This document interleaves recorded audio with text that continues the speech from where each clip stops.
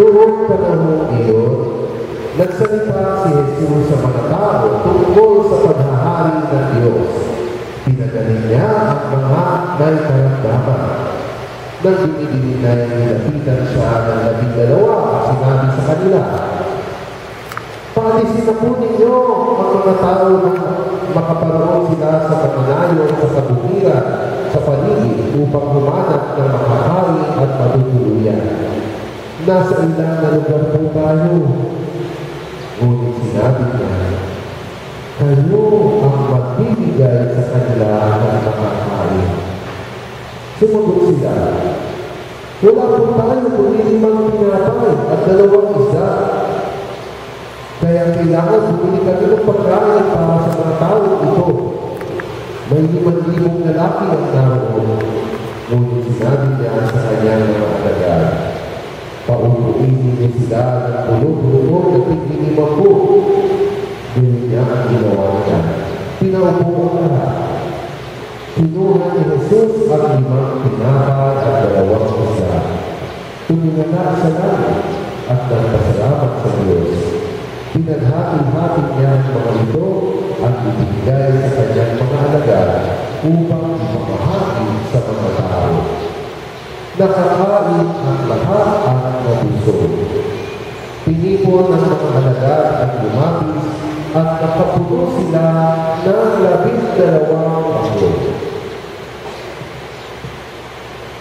Mga kapatid, ang mabuting balita ng ating Panginoon ibigay sa kanyang mga alagad upang ipamahagi sa mga tao.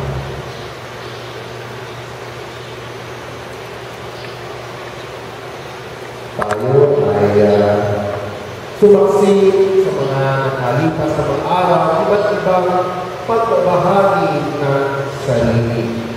At ito ang nais na mangyari ng ating Panginoon, lalo-lalo na sa ating pagdiriwang ngayong araw na dakilang kapisahan ng banal na katawan at dugo ng ating Panginoon. Pinapakita niya sa atin na kanyang ibinabahagi ang kanyang sarili, katawan at dugo bilang pagkain at inumin natin lahat. At yun ang ilarawan o simbolo itong nakita natin sa ating Ebanghelyo ngayon nang kinuha ni Jesus ang tinapay at isda at ipinamahagi sa lahat. Kaya, higit na mahalaga na ating matutunan mula sa ating Panginoon kapag ating inupunta ang kanyang banal na katawan at dugo ang pagbabahagi ng ating buong sarili. At lalo-lalo na sa tema ng ating anibersaryo, makasaysayang paglalakbay tungo sa kaunlaran. Kaunlaran ang ating iniuwi para sa ating bayan at lugar din para sa ating bansa. At isang mahalagang tinuturo sa ating Panginoon ang tunay na pag-unlad makakaroon natin kapag tayong lahat ay magbabahagi ng ating sarili. Kahit tayo tumakas sa iba't-ibang uri ng mga problema sa ating bansa, dito sa ating bayan, tumarakas tayo iba't-ibang uri ng mga sakuna, ganoon ang tawag ng Panginoon. Huwag tayong tumigil magbahagi ng ating sarili tulad ng ginawa ng ating Panginoon. At kumaalala natin ang mga nagdaan sa ating kasaysayan, mga panahon na marami pang mga pasyente dito sa ating bayan na mga tao nagbahagi ng kanilang sarili sa kabila ng pangamba na sila ay maaaring magkasakit din at mamatay. Gayon din, bahagi ng ating kasaysayan, kamakailan lang nang dinaanan tayo ng Bagyong Yolanda, nakita natin ang pagbabaanan at pagtutulungan ng mga tao. Kahit na nasaksihan natin ang suno dito sa Pescadores o nakalipas na linggo lang, nakita natin ang pagbabahagi ng katawan, pagbabahagi ng sarili ng panahon. Kapag nangyayari po natin nakita na nalalampasan natin ang mahirap at pagsubok at ito ang maaaring magdadala sa atin sa kabundaran. Ngunit madalas nga nangyayari, halimbawa kapag titignan natin ang takbo na ating nagdaang eleksyon, madalas ang hinahanap lang ng tao sa pinuno, sino lang ba yung magbibigay sa kanila. Hindi iniisip na ang tunay na kaunaran hindi lang nakabatay sa ating pinuno, kundi doon din sa mga na hanggang mag-alay at magbahagi ng sarili. Kaya sa ating pag-iwa ngayon, dito dakilan at isahan ng katawan at dugo ng Kristo, pinahangalahan tayo na siya ay nagbahagi ng kanyang katawan at dugo. Ito'y paalala sa ating lahat. Kaya sa ating Ebanghelyo, sinabi ni Jesus sa kanyang mga alagad, kayo ang magbigay ng pagkain. Ibahagi ninyo ano nasa inyo para sa lahat ng mga ito na gugutom.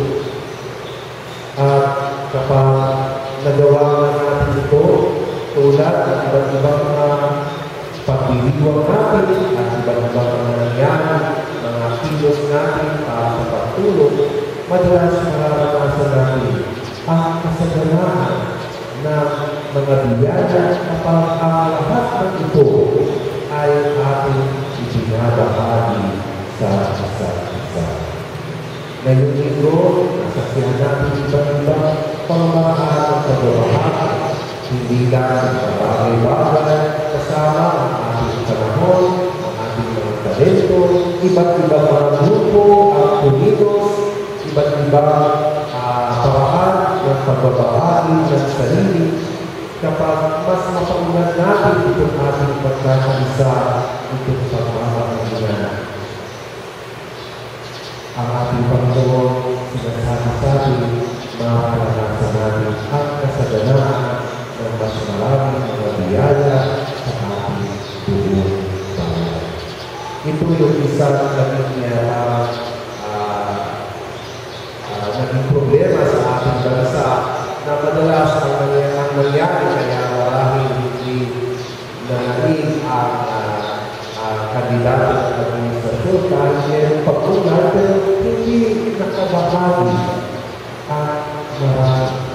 Kaya lalo tayong panghahanap ng pagbabago at sana gano'n na magkaroon ng pagbabago sa ating sarili na tayo lahat magsikap kahit mahirap, kahit tayo ay mahirap, sikapin natin lahat magbahagi ng sarili ng Panginoon para sa pagkulan ng ating buhay bilang sa kayanan.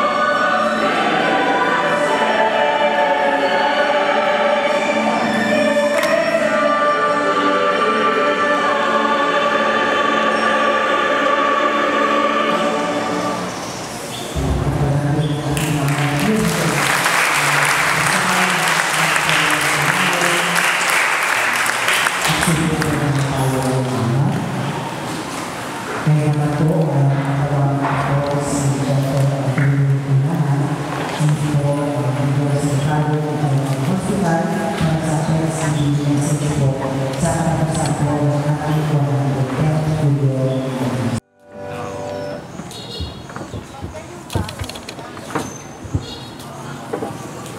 Susunod na po natin ang ating banal na prosesyon. Balik sa aking pagpasok sa simbahan ngayon upang tapusin natin ang ating pagdiriwang ng 110th Julian anniversary. Ako po ay natuwa sapagkat ang nakita ko ay kabataan. Nakita ko ngayong araw na ito ang transformation na Julian. For indeed, what would be the scenario of this church 110 years ago? It would be filled by people with bandages, with disabilities, with leprosy. But today, we are blessed, truly blessed, that after 110 years, we have beautiful children, ladies free of leprosy, who are free now. Hindi ba nakakama na kailangan natin magpasalamat sapagkat ngayon nakikita natin ang kabataan ng Julian siyang asa tutuloy ng generasyon ng mga unang dumating pasyente 110 years ago. Tunay, sinabi ni Rizal na kayo, kabataan, ang siyang pag-asa ng bayan. At sa ating tema ng makasaysayang paglalakbay tungo sa kaunlaran, kayong mga kabataan ay may malaking pananagutan at may malaking gagampanan ng papel tungo sa kaunlaran. Harinawa, ito ay isang hamon sa ating kabataan, sa ating pagtatapos ng ating selebrasyon. Tunay na kayo ay dapat magsaliksik, tunay na dapat makialam, tunay na dapat may alam sa inyong pinanggalingan. Seek your roots, learn your history, and love Julian. Kayo ang tutulay at tutungo sa temang yan na malating kaunlaran. Sa pagpapasalamat at pagtatapos, nais kong panggitin ang mga ahensya, mga individual na tumulong upang maging matagumpay ang ating pagdiriwang sa 110 taong selebrasyon ng Julian. Tunay ang tama na kapag tayo ay magkakasama-sama, ating malalapit ang ating mga bibig. Naalala ko na unang ako'y hamunin ni Sister Mildred noong May 27, 2015. Nasabi niya, Doktor, bakit hindi po tayo gumawa ng isang malaking pagdiriwang sa 110th anniversary? Sapagkat ito ay isang makasaysayang taon para sa aming St. Paul community at lalo-lalo na sa ating mga isip. Kaya nga pinagkak ko at ang hamon at ngayon ay ating pinatapos na ang pagdiriwang ito. Matapos ang isang linggo o 8 days na celebration na hindi magiging tagumpay kung hindi tayo nagpapabilis. Pinapasalamatan ko ang ngalan ng organizing committee na 110th year celebration ang ating punong bayan, ang local government unit na pinangunahan noon ni Mayor Marsigan at ngayon ang ating Mayor Pat Pilaw ang kanilang administrative and executive branches at ang legislative branch of the government sa kanilang suporta upang may taguyod natin ang ating pagdiriwang. Isinabay po natin ang Kulyon Anniversary sa kanilang Remestements Festival ng May.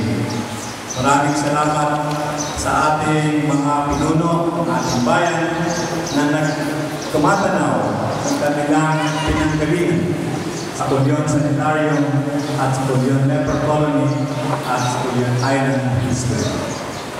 Pinapasalamatan ko ang Department of Education na pumumuno ni Mrs. Astor na sa kabila ng kanilang summer break at ng mga estudyante ng Kulyon School, Public School, sila ay nakibahagi sa atin ng kanilang talento, ng kanilang pagtulungan at pag-organisa ng programa sa isang buong taon. Marami sa kanila ay umuwi at hindi tinapos ang kanilang mga summer classes, summer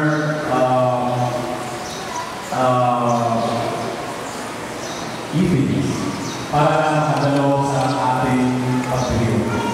Kanila, ang mga estudyante, maraming salamat. Pinapasalamatan din ang Loyola College sa Kulyon sa pamumunan ng Katagos na sila ang nanguna sa pagkagawa ng program. Marami mga partisipasyon at natulong na rin sa ating alumni ng Indonesia.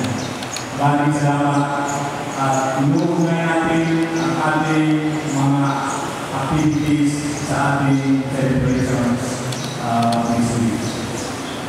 Pinapasalamatan din natin at kagawa ang celebration ito ang Sisters of St. Paul Church. Sa mga madre o mga sisters na uwi upang maraming ulit ang iit ng pagmamahal ng community of Kulyon, ang kanilang pagpapatikanaw sa mga serbisyong ibigay sa Kulyon. Sa ating mga sisters na nanggaling sa ibang community, kami lahat ay mawaring napapasalamat. Alam namin na ang celebration ito ay isang mahalagang taon o celebration ng St. Paul Sisters Senior Mission sa Pilipinas. Ang Kulyon Mission, SPC, ay isa sa pinakamatandang misyon ng St. Paul sa Pilipinas.